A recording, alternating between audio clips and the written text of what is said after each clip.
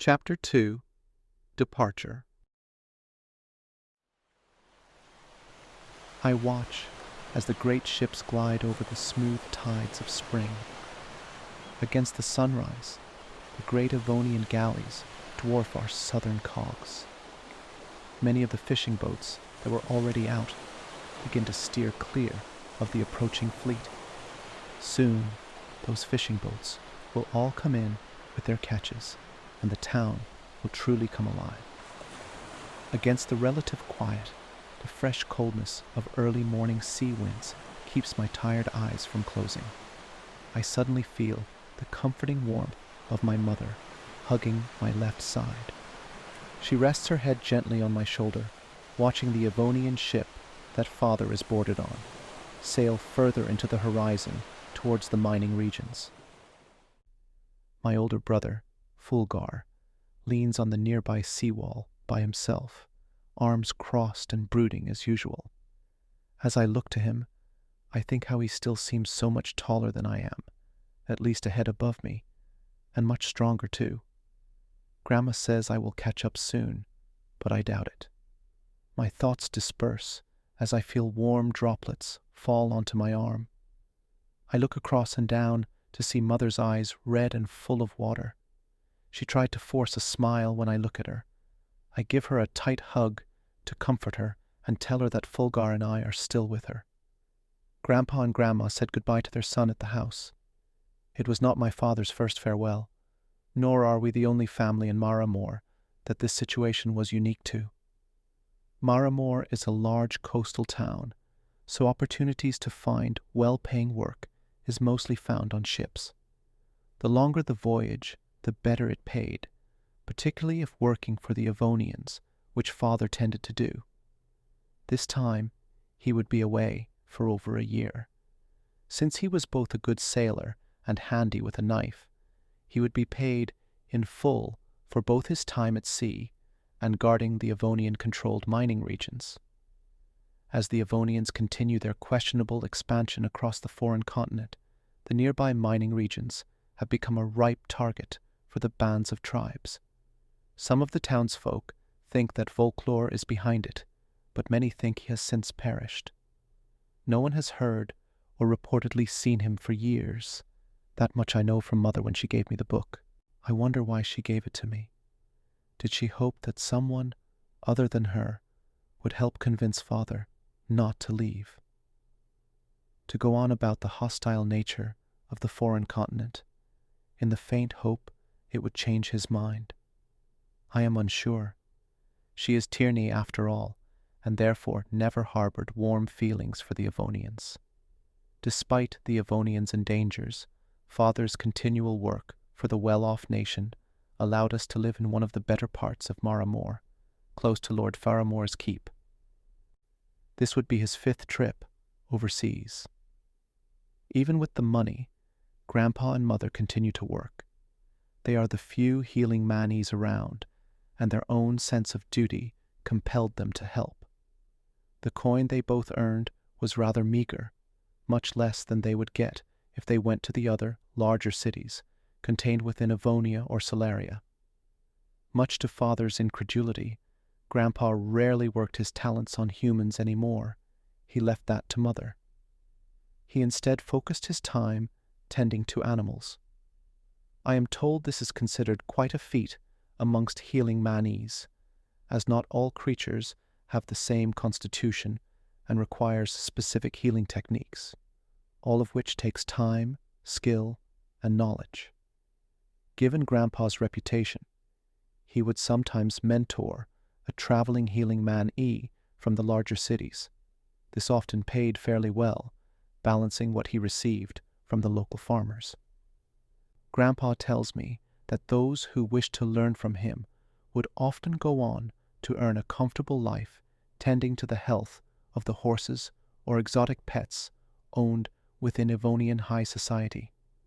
Thankfully, the coin did not matter to our family as much anymore. Much like Fulgar, I think Father enjoys the adventurous life outdoors, much to Mother's distraught and at times anger. They loved each other, that was certain, but Father did have a habit of wandering in search of something. Mother often said that he was a dreamer, something which Grandma remarked in private, that it was that quality which gained my mother's attention in the first place. With Father's tendency to venture for long periods of time, it was small wonder that when he brought Mother to Moor from the Tierney swamplands to face my grandparents, they immediately warmed to her. For Grandma, she finally had a daughter she could pass her ways to, while for Grandpa finally had someone in the family who was gifted in the same vein of magics. Most of all, she stayed home in Moor with them. That is what mattered most. She had always been a strong woman and kept family matters to herself, something of a rarity amongst the other women in Moor, who seemed to spend more time gossiping or telling off their husbands at the inns in the evening. As predicted, Mother breathed one last deep sigh and produced a handkerchief and wiped her remaining tears away. She stared at me with drying eyes, with a subtle red hue. "Promise me that you will stay close, my Ave," she asks with sadness in her eyes. "In his heart, I know Fulgar to be a wanderer, like your father. Please remember to keep check of your feet and find their way home to me. Okay, my little pigeon?"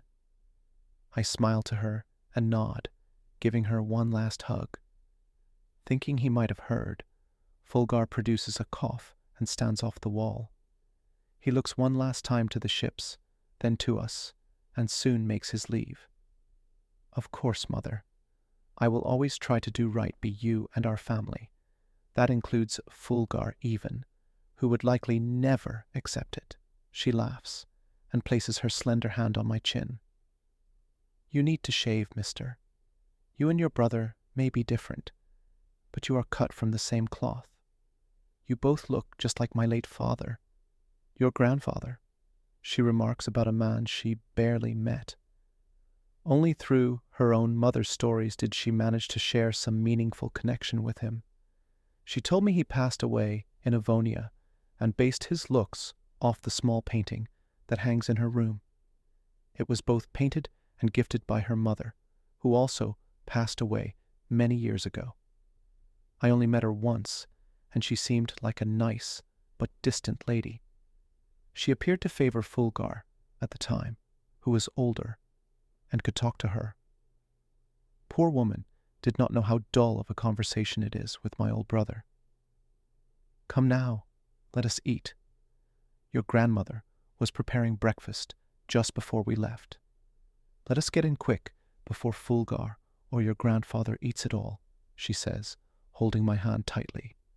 We walk the rest of the way next to the sea wall so that we can continue to see Father's ship sail further away into the maturing sunrise. I cherish the walk and silently say my final goodbyes to Father as we turn the corner and houses block our view. Soon hot breakfast is served, full of bread, pieces of cooked pig, and crunchy winter vegetables grown in the backyard. I see Fulgar's plate is empty, signaling quickly he came and went. Grandpa, who already has a mug of ale by his side at this time in the morning, raised his fork while eating, signaling a clear intent to speak as soon as he washes down his mouthful of food. "With your father away again, and your brother busy within the fox guard, you are going to have to start helping me more with the clients, Ave," he says between another mouthful. Of course, his clients being surprisingly attached owners of injured animals that come to Grandpa. I was more of a people person anyway, so I was happy to help calm them down as Grandpa did his work. It was often better than being scratched and bitten when having to hold the animal down. The work was rather easy, with smaller animals being brought up to Grandpa's clinic, which was really just a small hovel he built out in the backyard that people could access through our side gate. For bigger animals, such as horses, we generally had to make our way to their stables. It was always fascinating the work Grandpa did, and he often accepted cheeses, fruits, spices, and sometimes meats for his labor if dealing with farmers or poor folk. I feel my side close in as Mother's hug tightens. I give her a small pat on her back to comfort her, knowing that she will soon straighten upright and not reveal her feelings over father until he arrives back. I take another bite of my lightly salted meat and crispy bread. I simply shrug my shoulders and nod my head, accepting his offer. Most people my age work, and few opportunities that won't lead me either sailing on a boat or breaking my back carting materials around the place. Refusing his offer would be futile. And don't be trying to bring in wild foxhounds, like your brother. They may be on our flags, but they are still wild animals, he says sternly, and then thinks for a brief moment. Small birds and the like are the exception. They are easy and won't wreck the place. I smile at him and get up off the table to help Grandma with the dishes. Thank you for the meal, Grandma, I say, planting a small kiss on her cheek. She returns a kiss on my forehead and then fusses my hair about, telling me to go on without washing the dishes. I turn around to see Mother shaking her head and smiling knowingly at me. Sweetness always gets you out of dishes. As I made my way to the stairs, a sudden knock comes at the door. Ave, get the door, please. It is probably Nor coming to get you, yells Grandpa from the kitchen. I rush to the door as another knock comes from it. Behind the stained glass, I cannot make out who it might be. I open the door, expecting to see a stocky young man with a flurry of messy blonde hair. Instead stands a serious man dressed in dark linens and a worn navy cloak. Before I can open my mouth to question him, he produces a wooden object about the length of a cooking spoon. Above the handle is a rapidly spinning object with a multitude of stones inserted into it. The object stops on several occasions. Each time a stone lingers on me. A blind of light flashes me, forcing me to recoil backwards. What on earth? I say, rubbing my eyes, with black dots clouding my vision. The man pays me no mind, as he appears to look intently at his contraption. Humph, I hear the stranger say, producing a small booklet from his cloak to write something down. He does this while still holding the object between his thumb and index finger. I hear Grandpa call from behind me as he makes his way to the door. Who? Says Grandpa, stopping suddenly. Oh no, it can't be. You already came 3 years ago. The town has at least 2 more years before we have to see you. Change of terms, I'm afraid. We have your lord's permission to be here, says the man in an unsympathetic tone. My vision clears, and he points to me. Your boy here is a Mani, a healing Mani to be exact. We have no record of him, and it should be noted, it is illegal for entire families to hide Mani children. This applies to all of those who reside in the freehold. Grandpa stares at me for a moment and then back to the man. We didn't rightly know, but I guess he is a late bloomer in that regard. Grandpa tries his best to put on a pleasant smile. The man raises an inquisitive eyebrow and brushes off Grandpa's attempt at a joke. Comments the assessor, looking at me now and pointing. He's to be in the town square tomorrow mid-morning for the collection call. Pre-pack any basic essentials, such as clothing, prior. If he is chosen, all else will be taken care of, and your family will receive an initial payment of 10 golden crowns, and then a monthly stipend of 5 silver sires for as long as he remains with us. Do not be late, or your family will face considerable fines and likely further punishments. The man walks off before Grandpa can properly respond. We stand there for a moment, and Mother rushes to us. What happened? She says, in a frantic tone. Grandpa takes a moment and lets out a large breath, lifting his hands up in both anger and defeat. It was one of those damned assessors, he said in a rather calm voice. They think our Ave is a healing Mani. Mother's expression changes quickly from concern to worry. Oh, no, Ave, no, she says, trying to hold back her tears. Grandpa goes over and places a hand on her shoulder. It's okay, love. Let's just go to the town center tomorrow and sort it out. I'm sure many people will have something to say about them being here so soon. Grandpa looks to me now. Did you know, Ave? Did you have any idea that you were a manny like us? Of course he didn't, says Mother, before I can. He would have showed it to us, isn't that right, son? I look towards them, furrowing my brows and feeling slightly accused. Of course, there wouldn't be any use keeping it from you all, I say, beginning to stammer. I didn't know. Grandpa shakes his head in disbelief. I have never even seen you do it. I would have known. I see him catch himself, perhaps realizing that I am the one all of this is happening to. He walks over to me and gently rests both hands on my shoulders. So strange are these gifts, are they not? They are still so new to us. Perhaps you too will be full of surprises? I wipe a stray tear crawling down my cheek and nod. Good man, he says, smiling. Run off to your friend while I talk to your mum, yeah? Nodding again, Grandpa gives me a hug and then a pat on the shoulder. He closes the door behind me, and I hear the faint, frantic muffles of him and Mother speaking. I decide to ignore it and walk down the garden path towards Nora's house. Along the way, I think about what just transpired and what it means for me. As I walk down the streets, which are now alive with the early morning bustle, I look to see if Fulgar is around. With no luck, I quickly guess that he is likely halfway into the forest. It was always known early on that Fulgar took after father, and that it now appears that I take more after mother. He was always quicker and stronger than the other boys, with a serious attitude to match. I remember Grandma commenting that she barely heard him cry even as a babe. I do my best to bury recent feelings, but I cannot shake the sense of embarrassment rising its ugly head within me.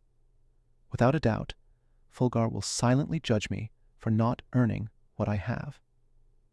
He earned his skills through his many hunting trips with father and self-practice that lasted late into the night. He always held a relentless soul. I can admit that father was harsher on him growing up than he was with me. I remember Fulgar often coming home tired and bloody, carrying the carcass of the hunt all by himself. By his own merit, he was taken on as an apprentice of the one of the Fox Guard, a group of the most revered, skilled men in Maramore who serve as the closest guard to Lord Faramore and the Faramore family. Once in a generation, boys around my age, 14 to 16 years old, who show promise will be monitored and chosen by the current, aging members of the Fox Guard for Lord Faramore to undergo a series of tests tailored and unique to the position within the Guard. Naturally, Fulgar never shared much of the details of the test he underwent or its nature, but it is rumored that past tests have ranged from the toughest sparring matches to the hardest of riddles, all of which are crafted by each ruling lord within the Faramore lineage. Chosen boys who pass their tests are individually assigned to a serving member of the Fox Guard and apprenticed for years thereafter. Eventually, the former replaces the latter upon their retirement. With Fulgar's strong body and hunting abilities, he was naturally picked and eagerly apprenticed by the late Sir Rain, Fox Guard of the Hunt.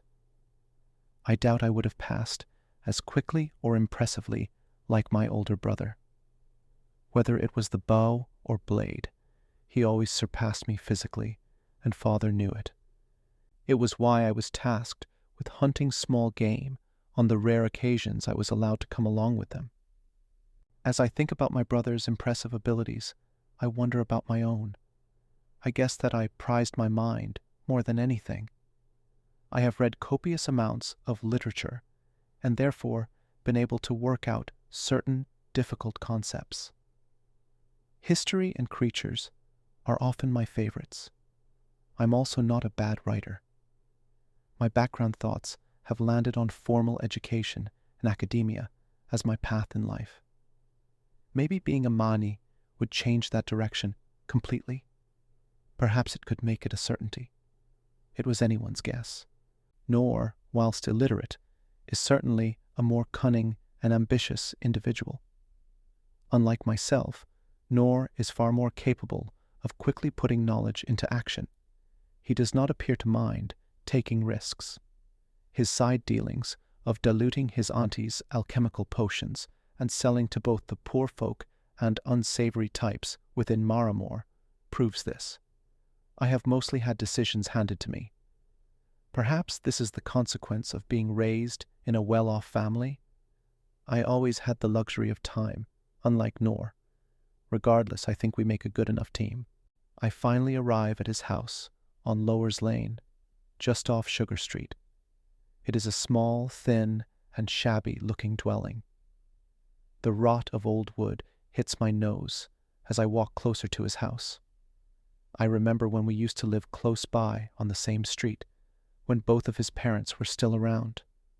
After his dad died in the woods and his mother succumbed to winter's fog a few years back, Noor quickly became poor as a result, and his only family left was his aunt.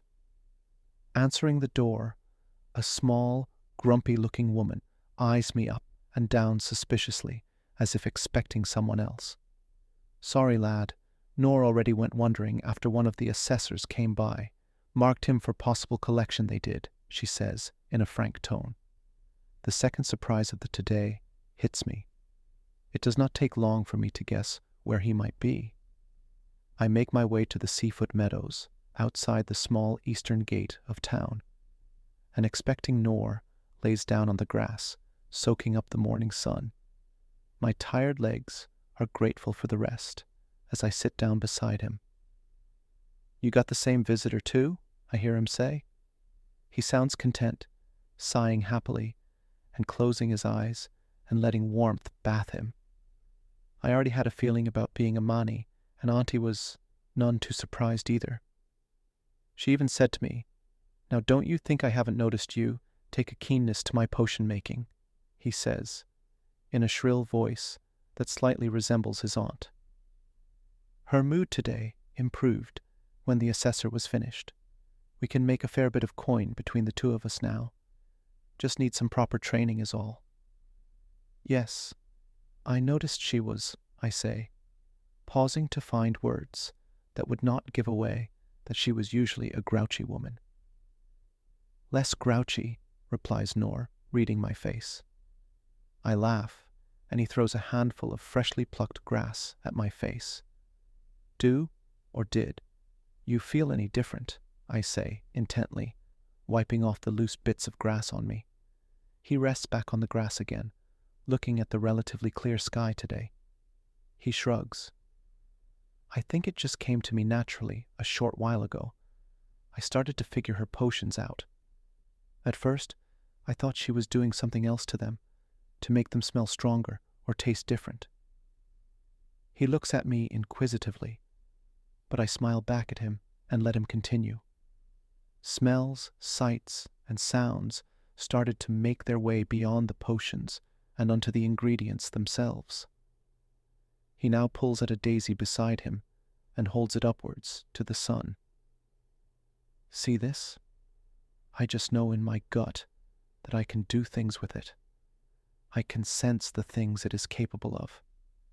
It's like all the things in this world now have little opportunities within them," he says, audibly struggling to find the right words to describe it. I decide to lie down with Noor and relax. "It is truly a wonderful gift, then," I say, with sincerity. I too pluck a daisy and look to it, trying to sense something other than the feeling of the stalk or seeing white petals and a yellow center. Just as I think something is coming to me, Noor lets out a large belch. "Thanks," I say sarcastically, throwing the daisy at him. "Why didn't you say anything to me?" I say, pulling some more grass and letting it fall onto his face. "You're going to cause a war soon if you're not careful," he remarks, half irritably and half playfully, and wipes the grass from his face. He closes his eyes again and resumes his sunbathing. Still wasn't entirely sure, you know? It's a good thing to have been assessed and have the option to travel to Avonia. Can you imagine the possibilities with them? I heard from a few others. They are collecting us for Penthia this time. That is some good luck. Penthia is one of the largest Avonian cities and is situated close to the freehold border. Many in town who have traveled to the city, my father included, consider the roads connecting it to Mara Moor well maintained and easy enough to travel on. So you won't mind if they send you to Avonia then? I ask. Nor nods, eyes still closed. There is a lot to be gained, for sure. As I said, I need proper training. Avonia can provide that, plus money for my aunt and I. Better yet, protection from winter's fog. I look to Nor, who I can tell is trying to not appear upset, but the small crack in his voice gives him away. I can only imagine what it would have been like to see your own mother succumb to such a horrid disease. Those suffering from winter's fog begin with a chesty cough, which is curable with rest and staying away from the fog. That is easier said than done. It is only when the fever sets in, and you begin to cough up blood, that you have a faint chance of surviving. I have seen enough people on the lower streets suffer from it during the worst parts of winter. Mother's numerous stories from her work at the town clinic paints an even bleaker picture. I have learned to avoid the topic altogether with Nor. And you? He says, looking at me sideways. As I think about it, I do not feel as eager to go. I have a good life here. Furthermore, the book I am reading does not paint a flattering picture of them. I do not wish to go to some strange place, so far removed from my family, I say honestly. It's your mother that is on your mind, right? Nor guesses. I can tell she hasn't been taking your father going away too well. I could see it on both their faces when we had dinner the other night. It was not uncommon for Nor to come around a few nights a week for something to eat, as per mother's and grandma's insistence. During winter, when the fog envelopes the lower streets at night, he also gets to stay in my room with me. Yeah, it is mostly about her, I say in a half-hearted tone, feeling undecided on my true thoughts and feelings. I have never given much thought to leaving Mara Moor. I sigh and lie on my back and close my eyes like Nor, letting the warmth of the sun soak into my skin as well. Responds Nor after a while. Then let's hope they don't pick you. And lastly, Mr. Avron Hyrold, the youngest son from the Hyrold family, proclaims the collector, a short and round-bellied man reading aloud from a list of 5 names to the sizable crowd in the town centre. I blink in disbelief at the collector as the words begin to sink in. In an ironic twist of fate, Nor's name was not called. I look over to him, witnessing he and his aunt already negotiating with 2 families who also had a child chosen from each. While trading selected Mani children was not officially allowed, it was a common occurrence, and often accepted in good faith by local Avonian collectors. I hear Mother begin to cry out and see Grandma quickly coming over to console her. I feel a strong hand grab my shoulder and pull my limp body aside from the busying crowd. Poking at my chest, I look up to see Grandpa with a serious expression, and he begins moving his lips. It takes me a few moments to focus on his words. We will miss you dearly, but you are 15 and will soon become a man. While I would prefer for you to stay at home and help me in the clinic, you can look at this as your chance to start living life on your terms. Fulgar went out and forged his path around your age. He is happy doing something bigger than he thought possible. He points at the center of my chest. You now have that same opportunity. You can find that same happiness, the happiness that comes from importance. Hold on to it and don't look back. As I stare into his glassy eyes, I see myself reflected as a frightened boy. I muster the strength to speak. But I heard we have to serve for 7 years, not counting the time it takes for them to train us. Grandpa rubs the top of his bald head, looking at me with sympathy. Ave, we ain't spreading our misfortune to another family. The Avonians chose us, and as long as our Lord wishes it so, we must accept their decision. It's the right thing to do. You are young and still have so much to live for. When you come back to us, you'll still be a young man with much to do. Holding both my shoulders now, he produces a handkerchief to wipe the stray tears forming in my eyes.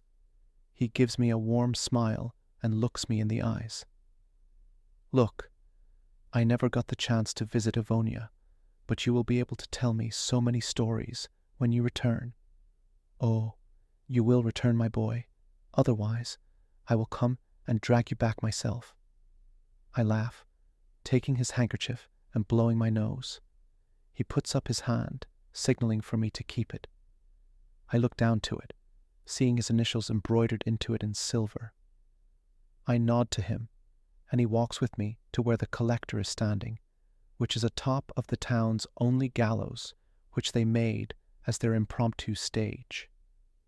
We begin to approach the 2 guards, minding the stairwell to the collector. Just before I reach the first step, Mother rushes in and hugs me. One of the guards, a serious-looking young man, is about to intervene. He is quickly halted by the other guard, who has kind, blue eyes. I feel her silently weep into my shoulder. Grandma comes quickly and gives me a sad kiss on the forehead. I see her quickly pass Grandpa the small satchel with my packed belongings of clothes and 1 book. Maniology, Studies of Night Crawlers, by Fluyo and Guerre, which I begged to pack. I was heavily advised not to take Avonia. Pieces of the Downfall, by everyone but Mother. Grandma proceeds to take Mother a few steps away, and I see that they stand amongst the parents, whose children are already up on the stage. Some look as sad as Mother and Grandma. Others appear proud. Holding it with 2 slightly shaking hands, Grandpa gently gives me the satchel, and then a hug. He then quickly prompts me to walk to the steps and atop the platform.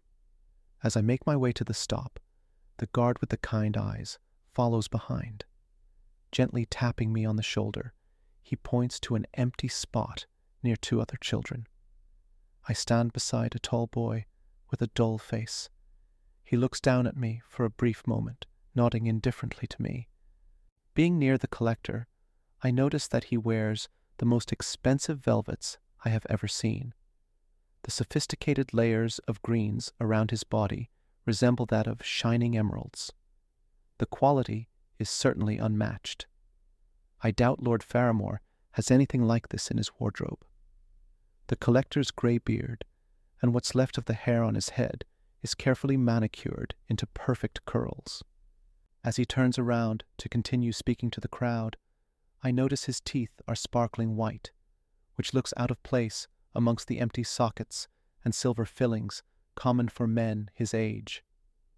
Unlike most visiting Avonians, he does not appear to adorn himself in makeup.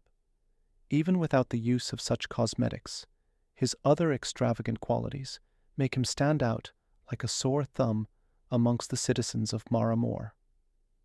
"What's with yous coming so early?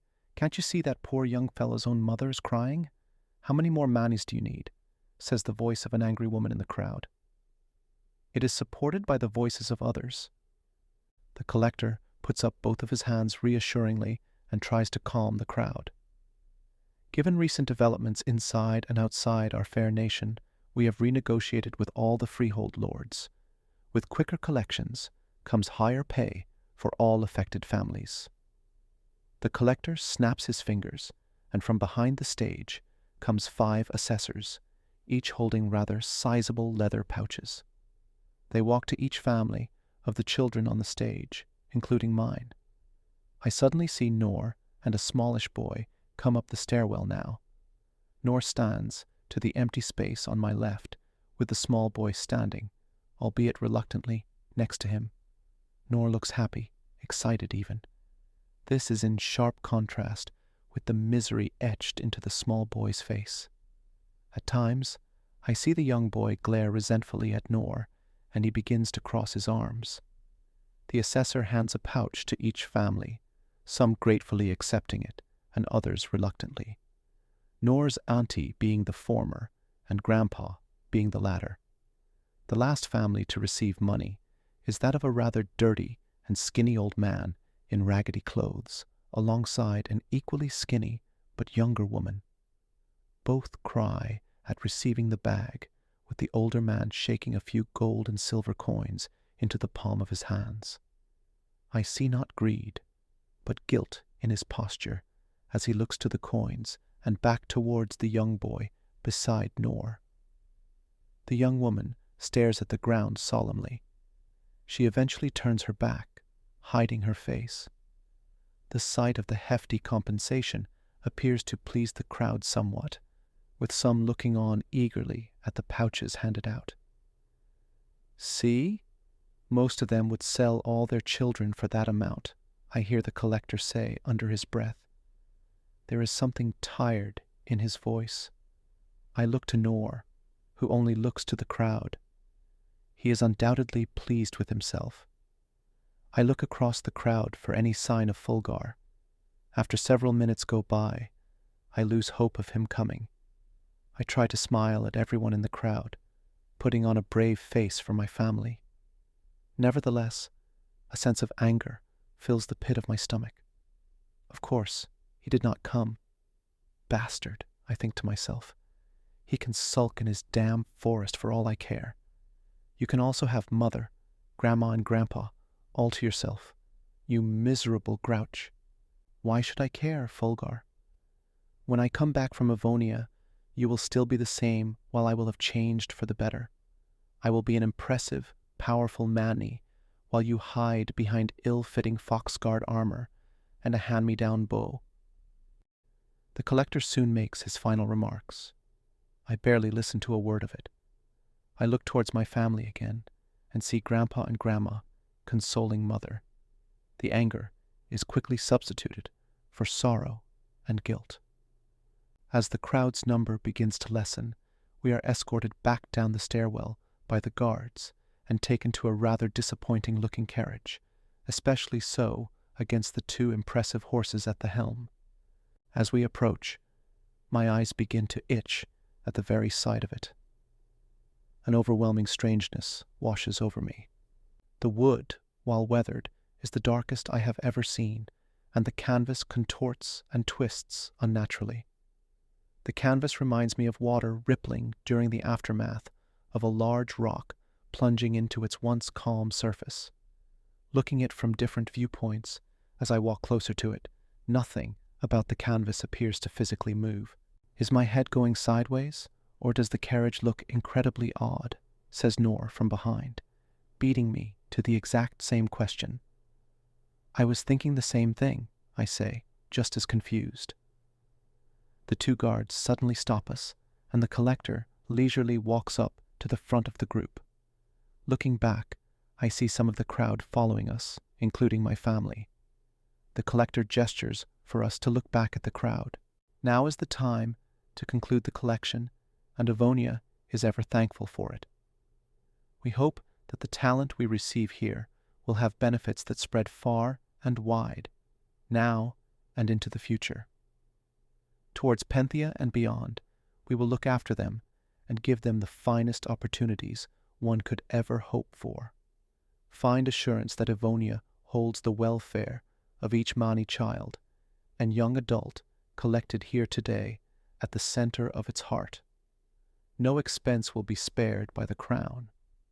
They leave now as weary adolescents and will return as venerable adults, yells the collector to the crowd, which is met with relatively minor applause.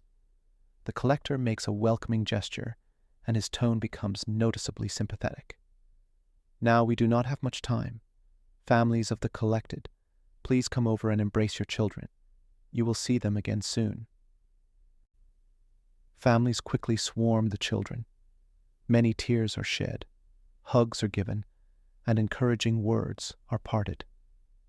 As the collection swiftly comes to a close, Mother's weeping slows down enough to tell me how much she loves me a few more times. The sting from Mother's sadness, coupled together with the absence of Father and Fulgar, makes me want to leave as quickly as possible. I feel relief when the collector bids the crowd goodbye, and each of the chosen children before me are helped into the wagon by the guards. I see the collector pass a few words with a few gathered assessors, and they quickly disperse into the crowd. I can only guess that they will make their way to other nearby towns and villages. At this rate, I would be surprised if there will be any manny children left in the entire freehold to collect from soon. Before I can proceed in, Mother rushes towards me. She almost tips me over as she gives me another goodbye hug. She quickly slips into my hands what feels like a ring attached to a necklace. This was my mother's wedding ring. It has kept me safe all these years since she passed away. It has plenty of love in it from both herself and myself. You look after it for me, she says, giving me one last teary hug. I hug her back firmly and then put on the necklace, slipping it under my shirt. A heavy sigh comes from the serious guard, and I look to Mother one last time with a smile. I love you, I say, in almost a whisper. Once I enter the cover of the wagon, I feel myself stretch beyond all comprehension. I almost fall over myself once I have gathered my bearings. The inside of the wagon is many times bigger than its outside. The inside contains separate small beds with trunks, a small eating area, and in the middle, plump feathered cushions encircling a small fire pit whose smoke rapidly disappears a few inches above the fire. Nor and the boy come after me with an equal look of bewilderment on both their faces. I pop my head outside again, and the wagon appears smaller again. The experience makes me feel ill, and I vomit on the ground. The collector catches me as he begins to climb up to the box seat. A wee bit of transformation magic is all, he says, with a smile and a wink. He lets out a short laugh and climbs up with surprising vigor. I suddenly feel the jolt of the carriage as it begins to move. The heads of the other chosen children pop out, along with Noor. They all begin to climb over each other in an effort to bid their families a final farewell. I see the sadness in my mother's eyes, who is being comforted by Grandma. I think to myself how it was usually my job to comfort her. A painful feeling gnaws at me, and I retire further into the wagon, unable to look at them. The smaller boy quickly fills my space as he frantically moves about to wave and shout his farewells to his family. I see the tears as they run down his face. I sit down next to the fire pit and stare silently into its flames.